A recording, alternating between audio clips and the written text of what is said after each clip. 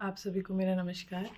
और आज फिर एक लंबे अंतराल के बाद मैं आप सभी के समक्ष प्रस्तुत हूँ अपनी स्वरचित कविता के साथ। आज की जो कविता है उसका बेसिकली सार है नारी यानी स्त्री, यानी आपकी और मेरी बात। मुझे लगता है कि शायद जो मेरे व्यूअर्स हैं वो विमेन ज़्यादा हैं, औरतें ज़्यादा हैं, तो वो ज़्यादा देखती हैं, इसलिए मैंने कहा आपकी और मेरी बात। अगर पुरुषों में से भी कोई व्यूअर हो तो क्षमा कीजिएगा। पर हाँ, ये कंटेंट सभी के लिए है ना? तो ऐसा कुछ नहीं है कि इसमें सिर्फ स्त्रियां ही देख सकती हैं, नारी ही देख सकती हैं। तो जब मैं बात करती हूँ नारी की, तो नारी मतलब हमारे मन में ही एक विचार आता है स्त्री, माँ के रूप में, बहन, पत्नी, बेटी, है ना, भाभी, बहुत सारे रूप हैं। ऐसा नहीं है पुरुषों के रूप नहीं है, पुरुषों के भी बहुत सारे हैं, पर स्त्री की बात स्पेशली की जाती है समाज में, क्योंकि स्त्रियों के ऊपर शायद शुरू से ही जिम्मेदारी बहुत ज़्यादा रही है।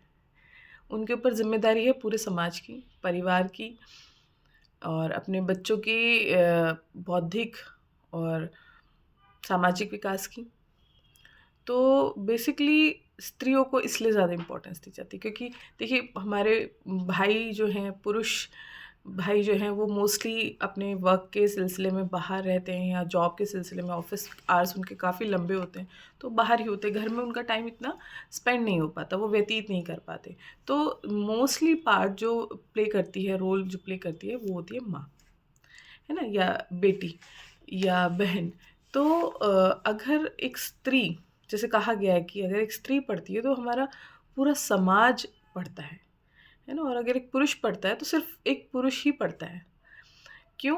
क्योंकि वो सिर्फ अपने लिए पढ़ रहा है, अपने लिए कर रहा है। स्त्री जो है वो देना जानती है ना, वो उसमें एक भावना होती है देने की।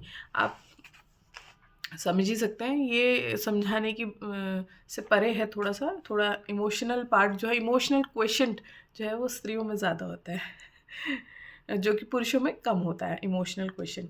पर मैं देख रही हूँ जैसे कि आजकल की वीडियोस वगैरह हैं, तो शायद अपब्रिंगिंग अब जो आज की माएँ हैं वो बच्चों की ऐसे करने लगी हैं कि इमोशनल क्वेश्चन जो है वो लड़कों में भी अच्छा खासा देखने को मिलता है, वो समझ पाते हैं स्त्रियों की परेशानी। तो इसी चर्चा को आगे लेकर मैं आज अपनी कविता प्रस्तुत करूँगी। पर हाँ, मैं ये ज़रूर कहूँगी कि स्त्री हमेशा मर्यादित ही अच्छी लगती है। मर्यादा से बाहर जो है वो, मैं ये नहीं कहूँगी कि वो हमारा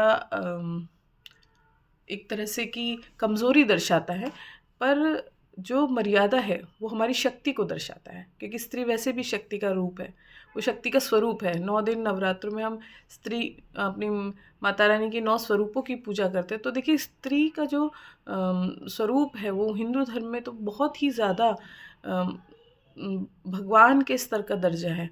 तो स्त्री मर्यादा में ही अच्छी लगती है।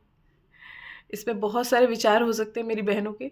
तो क्योंकि आजकल का जो दौर चल रहा है, जिस तरह की मैं देखिए 2-4 हो रहे हैं हम इन सब चीज़ों से, तो लड़कियों को या स्त्रियों को ये लगता है कि शायद हम मर्यादा से अगर बाहर निकलेंगे तो हम ज़्यादा सबल और शक्तिशाली लगेंगे, है ना?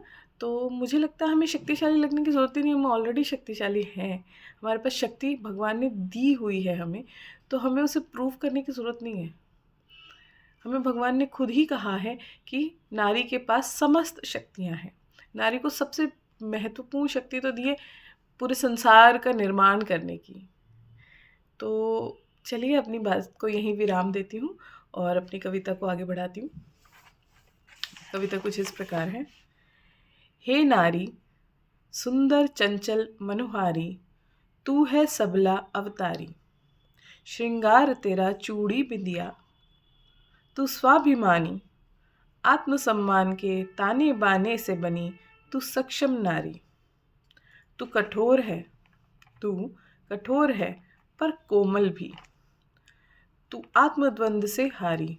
देखिए हम अपने अपने ही आत्मद्वंद और गिल्ट से बाहर नहीं आ पाते, बस यही एक रीज़न है हमारा कि हम इसी से हार जाते हैं, बाकी हमारे अंदर कोई कमी नहीं है। तू है मनोहारी, तू ममता से भरी पड़ी, छलकती मधुशाला की प्याली, तू रत्न कोई अनमोल, सुंदर चंचल मनोहारी। तू है सबला नारी। तुझ पर स्वाभिमान सजता है, तू आप ही अनूठी अज्ञारी। हर होम से गूंजता रस्ता है, तू है दुर्गा तू नारी, तू सबला तू मनुहारी। और इसी के साथ मैं अपनी वाणी को विराम दूंगी। और प्लीज़ आप मेरा चैनल सब्सक्राइब कीजिए और मेरी कविताओं को पोस्ट कीजिए और उसमें कमेंट ज़रूर कीजिए ताकि मुझे पता चले कि आप मेरी कविताओं को लाइक कर रहे हैं। और देखिए, आप विश्वास नहीं मानेंगे, ये भी मैंने अभी ही लिखी है, कटिंग्स वगैरह देख लीजिए। ये मेरी स्वरचित कविताएं ही हैं। बहुत बड़ी कवित्री तो नहीं हूँ, पर एक छोटी सी कोशिश है। आशा करती हूँ आप तक मेरा संदेश पहुँचा होगा। धन्यवाद।